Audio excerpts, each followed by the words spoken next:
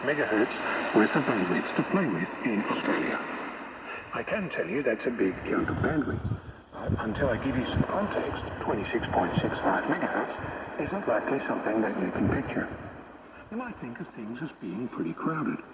For example, on the 40-meter band during a contest, it's common to hear wall-to-wall signals. There's barely enough room to call CQ and not interfere with anyone else. But how crowded is it really? Let's start with an SSB signal. Typically, it's 2.4 kilohertz wide. On the 40-meter band with 300 kilohertz of bandwidth, there's room for about 125 SSB signals side by side. On the 10-meter band, there's space for over 700 SSB signals side by side. Across all the available bandwidth for a foundation license holder in Australia, there's room for over 11,000 different SSB signals side by side.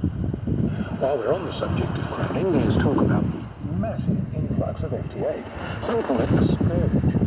FT8 channels are transmitted within a single SSB channel, and each takes up 50 Hz. That means that within an SSB channel of 2.4 kHz, there's room for 48 different FT8 channels. And if you take into account the odd and even time slots, that doubles to 96 different signals, all within the same single SSB channel.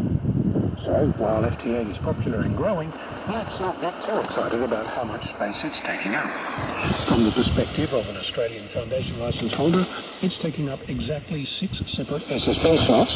Of those 11,000 across the 6 available bands, room for 576 separate FT8 signals, taking up a total of 14.4 kHz, or 0.05% of the available bandwidth.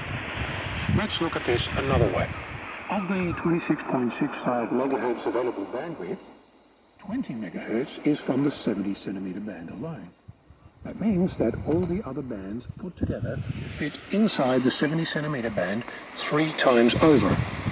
Let that sink in for a moment.